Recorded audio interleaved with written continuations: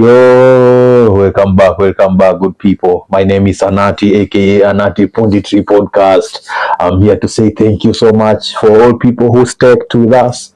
At least you won something. At least you won something. The overs and the goal at least made sense. The correct score, we scored 0. That one Muindi na alitupiga si ati nini. But with that all said and done, and we had some talking points of these games when the games were in process, especially I'll start by the Chelsea game. Your game Mazejo tulianza at a very high note at exactly dakika ya kwanza hadi dakika ya tatu. We were the most promising team on that pitch within the first minute and the third minute. But when it kicked from the third minute until 45 minutes, Chelsea looked lost. On this one, I cannot blame Maresca. The blame is not even going to Maresca. The blame is not even going to the players. But in that statement, I will congratulate Newcastle players. Why?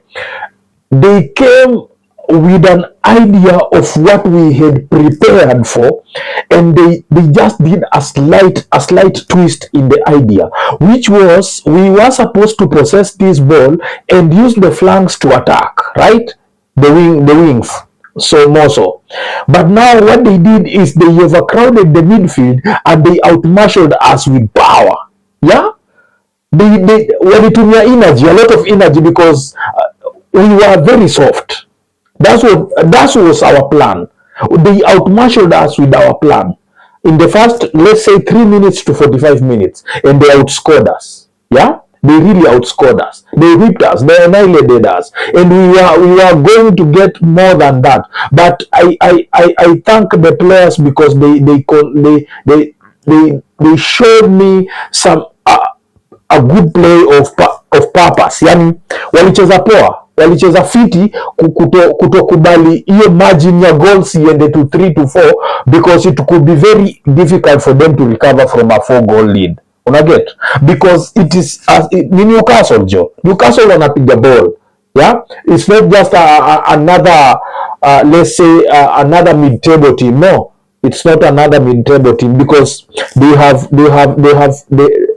wamemaster hiyo culture ya kupiga timu kubwa, naweza sema hivyo, kwa sababu the last time nilisema hapa, the last visit tulienda hapo hasa walitupiga 2-0. Hii haingekuwa something different. It could not be something different. That's what was happening. Unaona? So second half comes and we gear up. Now we get to play their game. Yeah, that was now the plan, because they outmarshaled us in the first half with our own plan. Now we're gonna come with the same plan you came with. Now let's see who have energy. That's how now we ended up gaining the two goals. But man, Reece James is a powerhouse, bro. I should not hear anybody putting Reece James in any comparison with any player in the Premier League right now. You don't do that. That man is a powerhouse. He's one of us, bro. You tell me someone who pinpoints a free kick, bro. Hold on.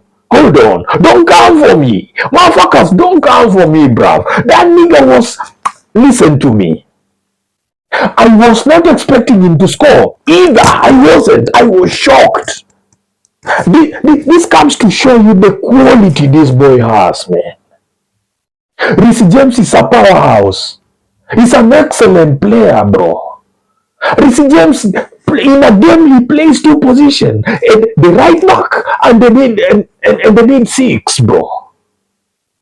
And he gives you 100% in everything. Bro, Reece James made a tackle that we were being killed. That game was now being taken to the ropes. We were being dropped to the canvas, bro. That one could have killed us. Avidance will not have. He could have slotted that thing to the net, bro. But my guy tracked him, and he made one of the best tackles that you can ever tell me to make us remain in the game.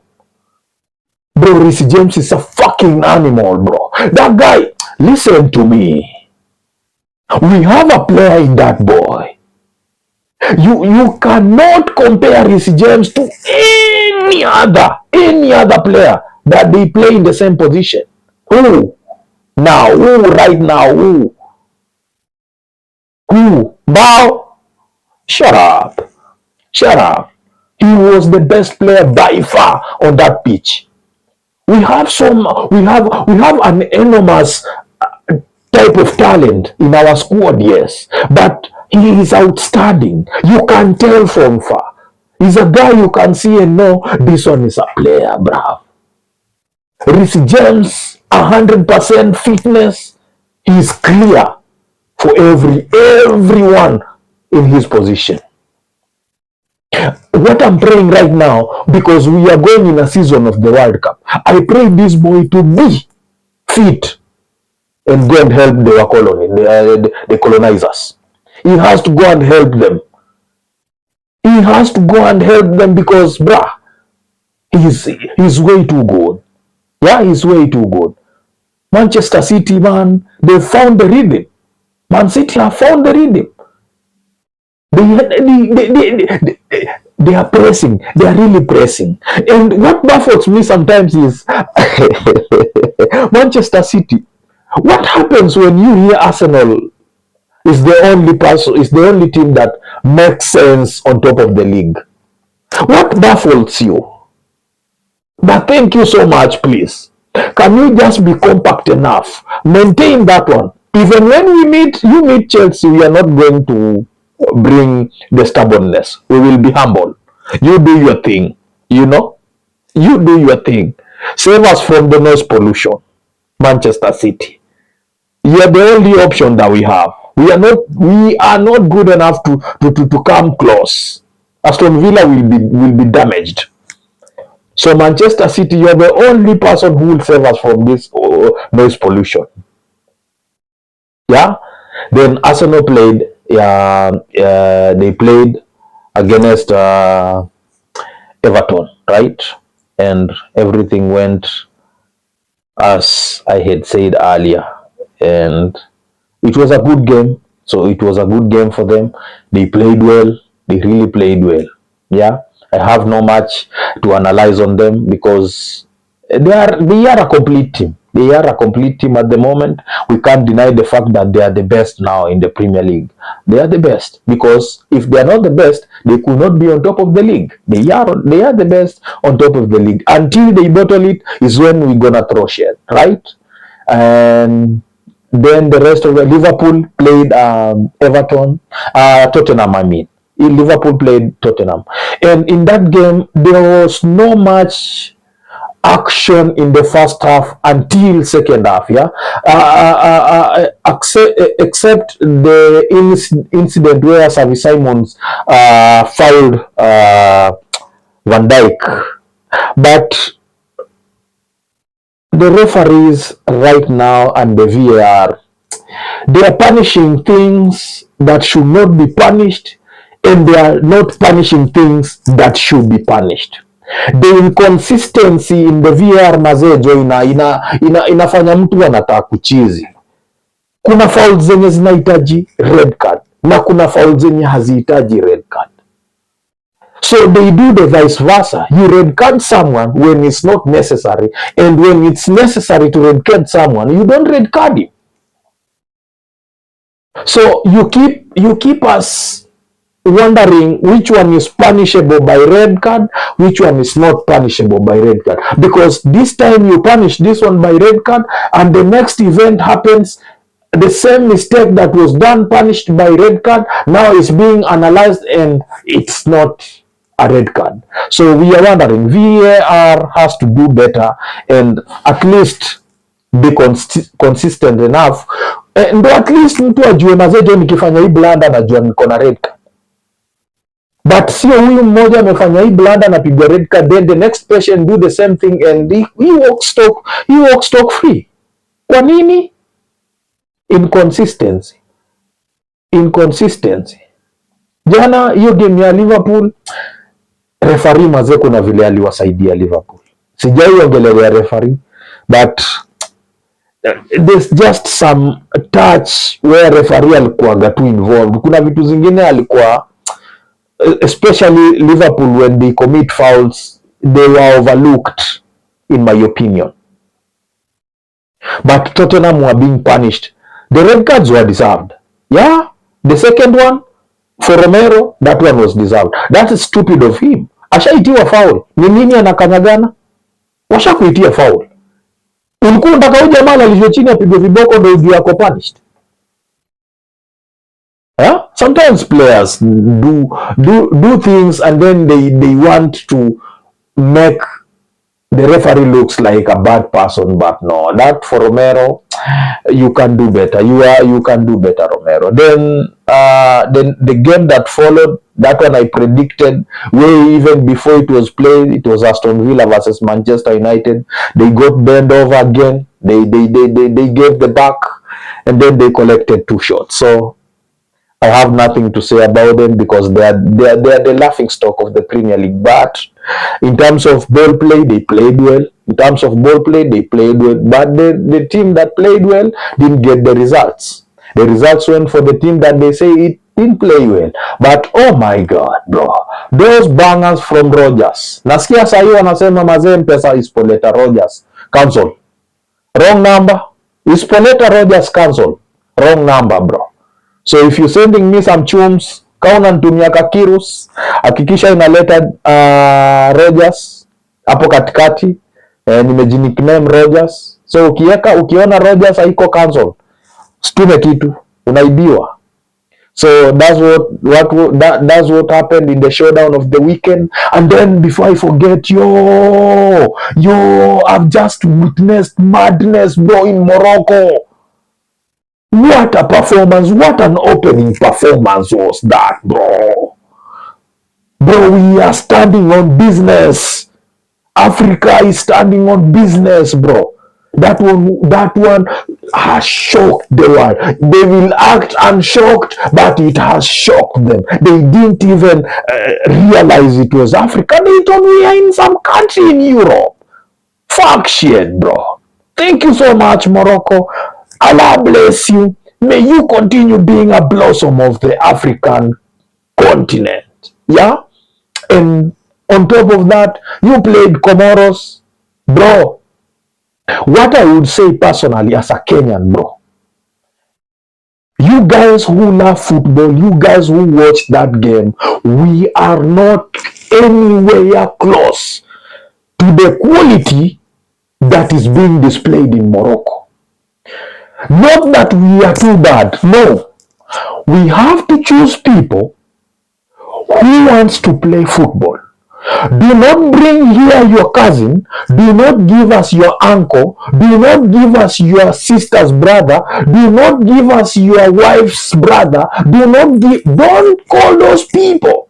That's why you give us mediocre players who cannot play anything. And we go somewhere, we get annihilated or knocked out. It's not a matter of who do I know. It's a matter of the country, bro. Give us someone who's ready to die for the country. You saw what Morocco has just proven. Although Comoros were being annihilated, but they gave them what they... Bro, I swear to you, if we were supposed to go there, we don't have the quality. You will see what maybe Tanzania, they'll do to Tanzania. Because I know Tanzania is in the tournament. The only person maybe who's capable of giving a headache in that Afcon that is happening in Comoros from East Africa, from Uganda. Because if you see the quality, even the body structure of the players, bro, dogs. Si watu wadogo. So usikuje kuniambia hapa watu wadogo no, give us quality. That's what you want. If someone will give us quality on the field as a Kenyan, give him the opportunity to play. Do not give us someone that I know. No. Do not coerce the coach to give us a squad that you want in the office. No, it's wrong. Let the coach go to these games. Let him attend the Kenyan Premier League and pick one by one. Let him go to the grassroots. There is NSL. Let other people who are outside scout these boys from outside. Bring that talent, put them together, merge them. Let these boys gel. I've just witnessed something in Morocco that is so breathtaking, bro. We don't have that quality. Even if we could have qualified, we could be a laughing stock there. We just went to play a friendly. The last friendly we played against Senegal, they were lenient. They could even have hammered us even 9-0 or 11 or 12. A basketball scoreline. God damn. You can do better, bro. FKF, you should give the coach everything he wants. The only thing the FKF and the government should do is facilitation. Period. Do not come here to say, oh, I have a cousin, so you have to bring the cousin into the team so because I'm in power. Fuck you, bro. Fuck you. Pigwa cactus ya rasa, bro. Pigwa cactus ya rasa imejamiba. Kama uko na hiyo akili ya kuja kuleta mtu mwenye wewe unataka, sio mtu atatupatia points. Pigwa cactus ya haga buda na imejamiba. Kesho ushindwe kwenda lu. It's so wrong for you to give us things that we don't want. I think yote mmekaa chini mmeweka hizo game, mnaona, you see the quality those people are giving. You see the quality. Wameshinda tu Arab Cup. Morocco wameshinda Arab Cup. Wameshinda under 17 ya nini? Walishinda CHAN. Bro, unaniambia nini? It says a lot about Morocco. They have mastered from every stage, they have a team. Unafikiria wako na maplayers wangapi hao wase? Shut up. Tuko na hao maplayer pia sisi. Lakini wacheni kupatia watu hawafai chance. Thank you so much. I'm mad sometimes, but bear with me. I love you. Merry Christmas. Happy New Year.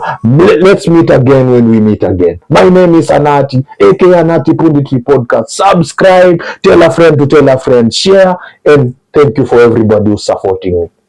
I'm super grateful. Thank you.